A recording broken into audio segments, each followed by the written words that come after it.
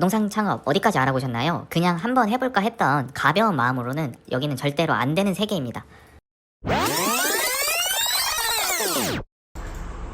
중개사님, 네, 만약에 개업한다고 하시면은 네. 권리금 있는 부동산 인수하는 게 좋아요? 아니면 권리금 없는 거 인수할 거예요? 없는 게 금액적으로는 괜찮긴 해도 있는 게 이제 자리 잡기는 훨씬 수월하기 때문에 있는 것도 저는 괜찮다고 봅니다. 저는 만약에 다시 개업해도 권리금 있는 부동산 인수할 거예요. 이유가 있나요? 그게 초반에 좋아요. 부동산 창업을 준비할 때 제일 처음 맞닥뜨리게 되는 건 바로 뭐니 해도 돈이죠. 실제로 돈이 어디까지 들어가고 과연 어느 정도가 필요할까요? 각 항목마다 구체적으로 풀어볼게요. 이제 보증금과 인테리어가 있는데요. 부동산 창업에서 사무실 보증금은 첫 번째로 큰 벽입니다. 만약 서울 강남에 사무실을 낸다고 생각해보세요. 보증금만 최소 5천만 원에서 1억 원이 필요합니다. 반대로 지방의 작은 상권을 택한다면 보증금을 500만 원이나 1000만 원으로도 시작할 수 있어요.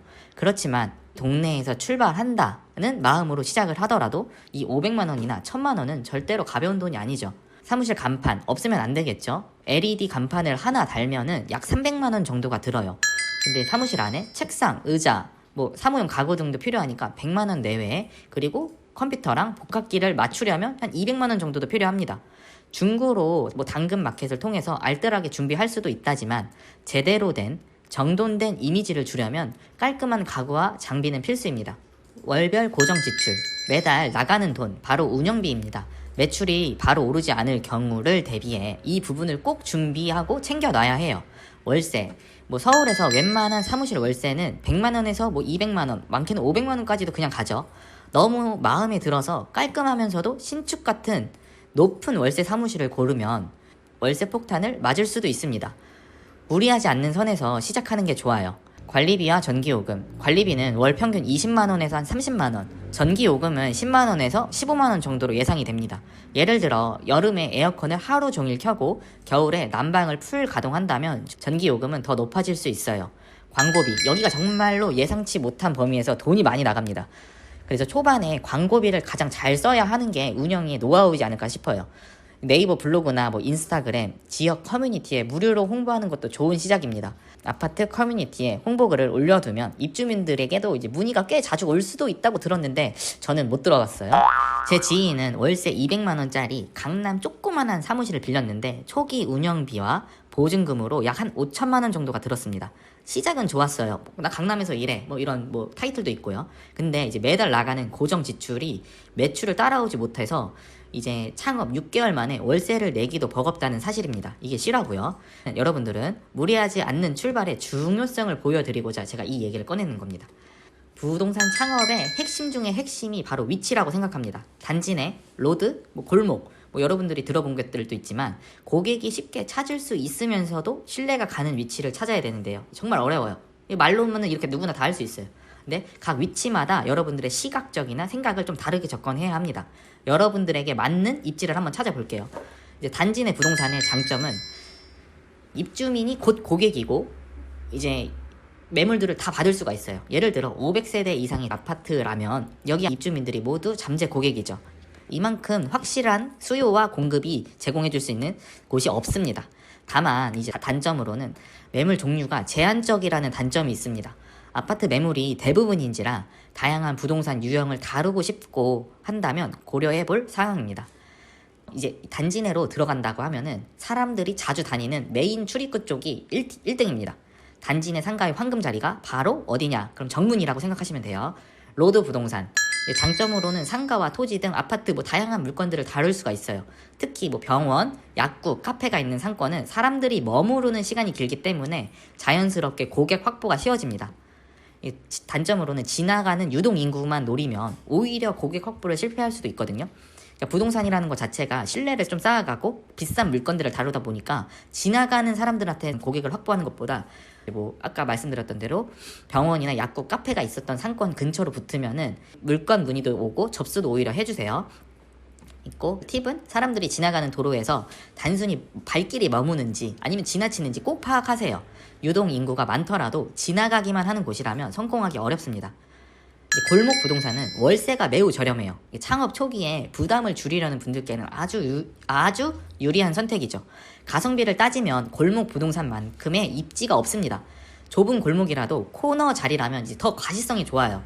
사람들은 아무래도 이제 코너 쪽에 위치한 사무실을 더 잘 발견하게 되거든요. 월세를 줄이면서까지도 시선을 끄는 전략이 요구됩니다. 제가 아는 20대 공인중개사는 골목 사무실에 50만 원의 월세로 시작했는데요. 이제 온라인 마케팅을 통해 고객을 꾸준히 유입시키며 성공적으로 지금까지 운영 중이에요. SNS와 지역 커뮤니티를 통해 매일 새로운 고객과 상담을 이어가고 있는 케이스예요. 위치를 정했다. 그러니까 내가 골목, 단지 내, 로드, 부동산을 정했으면 이제 사무실 매물을 찾아야겠죠. 요즘 매물 찾는 경로도 정말 다양해졌습니다. 제가 경험자로서 사용했던 매물 탐색 방법을 차례대로 말씀드릴게요. 첫 번째로 이제 네이버 부동산 창업자라면 네이버 부동산은 필수 툴입니다. 지역별, 가격대별로 분류를 하고 원하는 조건에 맞는 매물을 쉽게 찾을 수도 있고요. 상권 분석도 어느 정도 가능합니다. 두 번째, 한국공인중개사협회. 한국공인중개사협회에서는 신뢰할 수 있는 매물 정보를 이제 좀 얻을 수는 있어요. 이제 협회에 올라온 매물들은 대부분 검증이 어느 정도 되어 있어서 처음 창업하고 이제 자료를 검색을 할 때 믿고 시작할 수 있는 괜찮은 이제 플랫폼이긴 한데, 여기 안에서도 중개사무소만 전문적으로 하는 업자들이 있는데 이 분들은 조금 주의하시고 이분들의 말씀은 좀 어느 정도 거짓이 있다라고 생각하시는 게 좋습니다. 세 번째로 지역 커뮤니티 사이트. 네이버, 카페, 다음 카페 같은 지역 커뮤니티는 예를 들어 아파트 단지 매물 이렇게 검색만 해도 이제 많은 사람들이 인터넷 카페에다 매물들을 많이 접수를 하거든요. 그러니까 이런 자료들을 근간으로 이 아파트가 거래가 활발하구나, 별도의 노력을 하지 않아도 이제 매물을 쉽게 받을 수 있겠구나 라고 이렇게 생각을 하셔도 무방합니다. 마지막으로 많은 분들이 궁금해하는 권리금 문제입니다. 과연 권리금 꼭 줘야 할까요? 권리금을 지급할 때 무엇을 주의해야 할지, 권리금의 진짜 가치는 무엇인지 알려드릴게요.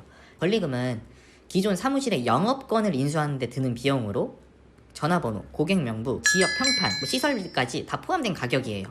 권리금이 있으면 창업 초반부터 기존 고객들을 이어받아서 안정적으로 시작할 수가 있어요. 권리금을 주고 인수할 때의 장점, 기존 고객 확보, 기존 사무실의 전화번호와 고객 정보를 통해 초반부터 매출이 안정될 수가 있어요. 그리고 이 커뮤니티의 신뢰, 이 지역 평판의 신뢰가 있는데 이미 지역 주민들에게 이 자리는 부동산 자리였다, 어느 정도 인지도가 있기 때문에 새로 창업하는 사무실보다 진짜 훨씬 더 신뢰 속도가 빨리 올라가요. 제가 이제 권리금을 주고 인수한 사무실은 기존 고객과 이제 회원제 부동산이라서 초반부터 조금 성공적으로 물건을 쉽게 받았어요. 이와 반대로 이제 권리금 없이 시작한 친구가 있는데 아직까지 물건 작업에 상당한 시간과 노력을 들이고 있습니다. 예를 들면 현수막을 붙이던지 전단지를 붙이던지 계속 이제 발품을 판다. 손품 외로도 발품을 많이 판다. 제가 발품 파는 시간이 10분이라면 그 친구는 30분이다. 이렇게 비유를 할 수가 있습니다. 그래서 이제 권리금이 초반 안정성에는 큰 도움이 된다는 말씀을 여러분들에게 드리는 거예요. 오늘 영상이 여러분의 창업 준비에 큰 도움이 되길 바랍니다. 감사합니다.